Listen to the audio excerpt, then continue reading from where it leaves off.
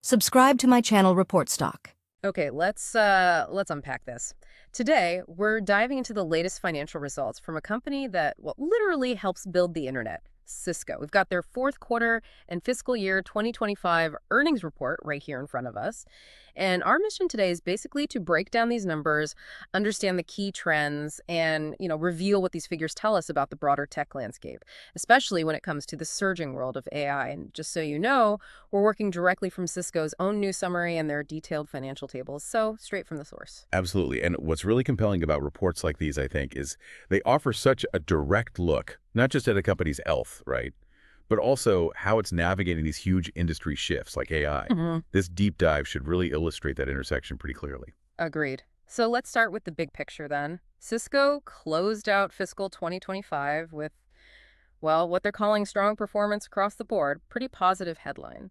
For their fourth quarter, that wrapped up July 26, 2025, they reported revenue of $14.7 billion, which is an impressive 8% increase year over year. Yeah, and what's notable there, I think, is that these numbers landed largely at the high end, or in some cases, even exceeded their own guidance ranges, which signals, a very robust demand, maybe even stronger than they anticipated for Cisco's core technologies. Their leadership definitely highlighted that point. Right, robust, exactly. And if we zoom out to the entire fiscal year 2025, total revenue hit $56.7 billion. That's up 5% from the previous year.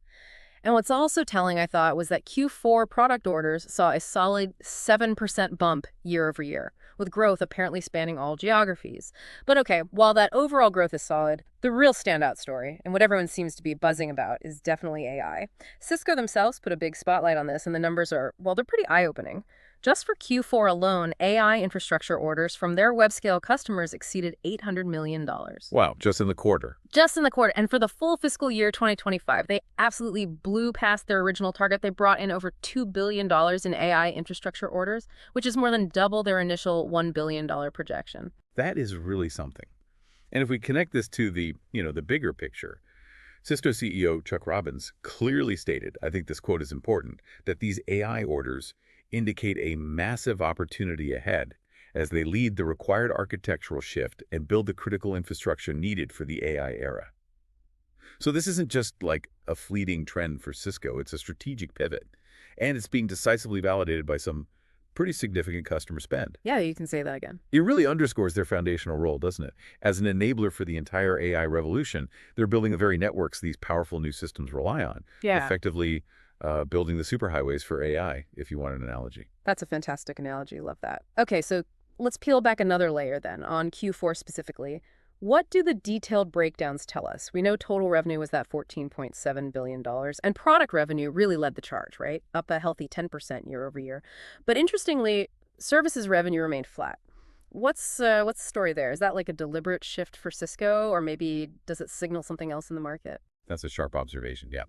Well, all that product growth, especially driven by AI infrastructure, is clearly the engine right now. The flat services revenue isn't necessarily, a red flag, but it's certainly something to keep an eye on. For a company like Cisco, services often provide that steady, recurring revenue stream. Its flatness could suggest. Maybe new product deployments are outpacing the signing of new long-term service contracts, or perhaps existing contracts are just maturing. It does mean they're pretty heavily reliant on that product sales momentum for their overall growth right now. Got it. Okay, that makes sense. And looking at geographical performance, we saw solid gains across the board, as I mentioned. The Americas segment saw revenue up 9%, EMEA up 4%, and APJC, that's Asia Pacific, Japan, and China, up 7%. Pretty balanced. And within product revenue itself, networking was up 12%, security up 9%, observability up 4%, and collaboration up 2%. Those all seem like key areas showing decent expansion. Yeah, and this is probably a good place to touch on how companies like Cisco report their financials. They use both GAAP and non-GAAP measures, which can sometimes be confusing if you're not used to it. So for Q4, the GAAP gross margin was 65.7%, while the non-GAAP was higher at 68.4%. And the difference often comes down to non-cash expenses, things like share-based compensation or amortization from past acquisitions. Right, the accounting adjustments. Exactly. So what this means for you, the listener, is that those non-GAAP figures often aim to show the company's sort of core operating profitability without those specific accounting adjustments. It just offers a slightly different lens on the performance. Okay. And on that profitability front then, Q4 GAAP EPS was 71 cents.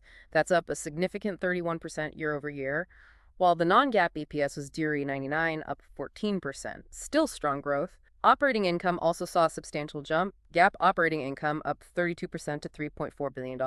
And critically, I think cash flow from operating activities was robust at $4.2 billion. That's a 14% increase compared to Q4 of fiscal 24. That cash flow number seems particularly strong, doesn't it? It absolutely is, yeah. Strong cash flow from operations like that indicates the company is generating plenty of cash just from its core business activities, which is usually a really good sign of fundamental financial health. And it provides flexibility, right, for investments or acquisitions or shareholder returns. It's often seen as a cleaner measure of a company's ability to, fund itself than just looking at net income alone. Okay.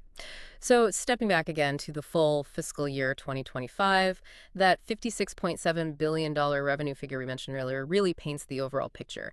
But when we look at profitability for the full year, what's the real story there? Are there any, I don't know, hidden strengths or maybe areas we should be aware of? Well, that's where that GAAP versus non-GAAP distinction becomes even more crucial, actually. So on a GAAP basis, full-year net income was $10.5 billion. That was up just a modest 1%, with EPS at $2.61, up 3%. Okay. However, on a non-GAAP basis, net income was $15.2 billion, which was essentially flat compared to fiscal 2024. And non-GAAP EPS was $3.81, up only 2%. Interesting. So revenue growth is clear, but non-GAAP profit flat. Exactly. While the revenue growth is definitely there, that flat non-GAAP net income suggests that maybe some of those non-cash expenses we talked about, like stock compensation, for example, are having a more pronounced impact on the bottom line, even amidst strong sales growth. It's not necessarily a negative thing, but it does highlight where some of the capital being generated is actually being allocated internally. That's a really key distinction. Okay. So when we consider their overall financial health then, what does this strong performance, especially that cash flow, mean for their balance sheet and future obligations? Well, first off, Cisco ended Q4 with $16.1 billion in cash and cash equivalents and investments, which is a very strong liquidity position, gives them a lot of cushion.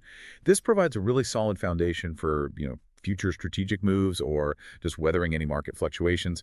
They also reported remaining performance obligations, or RPO. Right. Yeah, at $43.5 billion, which is up 6%.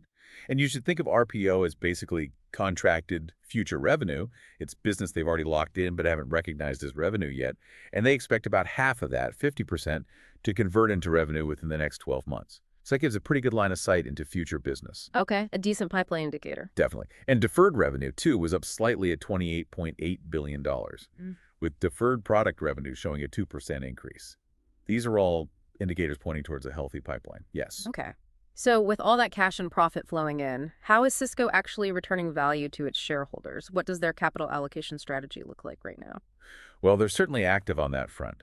In Q4 alone, they returned a substantial $2.9 billion to stockholders, and that was through a combination of share buybacks and dividends. They declared and paid a quarterly cash dividend of 0.41 cents per common share, which amounted to $1.6 billion total. And they also repurchased approximately 19 million shares of their own stock for about $1.3 billion. So a pretty balanced approach between buybacks and dividends. Exactly. And this strategy, of consistently returning significant capital to shareholders through both methods, it really signals confidence in their ongoing business. And it shows a clear commitment to delivering shareholder value. Their CFO, Mark Patterson, explicitly highlighted that point. It basically says, we believe in our future, and we're willing to share that success. Okay, so moving beyond the rearview mirror now, let's look forward. Cisco provided guidance for both Q1 fiscal 2026 and the full fiscal year 2026.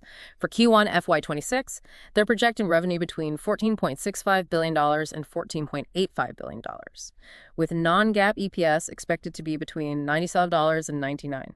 And it's probably important to note that this guidance explicitly includes the estimated impact of tariffs, based on current trade policy anyway. Yeah. Which adds, a layer of external complexity they're trying to factor in. Right, good point. Trade uncertainty is always there. And for the full fiscal year 2026, the guidance is for revenue between $59.0 billion and $60 billion, and non-GAAP EPS between $4 and $4.60. What does this future outlook really tell us about their confidence in the market, especially, given that huge AI push we discussed earlier? Well, this guidance, particularly the continued revenue growth projected into 2026, it strongly reinforces their commitment to sort of long-term health and adaptation within the tech industry, especially in those high-growth areas like AI. It seems like they're doubling down. CFO Mark Patterson really emphasized that as they enter fiscal 2026, their focus remains on, and I'm quoting again, making strategic investments in innovation, driving durable, profitable growth, and delivering shareholder value. So it suggests they're playing the long game here. They're betting on that continued infrastructure build-out, particularly for AI, to fuel their growth for years to come. It's really a statement of confidence, I think, in the enduring need for their foundational technology. Okay, so wrapping this up then, what does this all mean for you, the listener? We've seen Cisco close out fiscal 2025 with pretty strong financial performance overall, demonstrating robust demand for their products and services, especially, and this is the key takeaway, I think, in the burgeoning field of AI infrastructure. That doubling of their AI orders target is a real standout number. It signals their central role in building the actual backbone of the AI era. They're not just, participating. They seem pretty essential right now. Absolutely.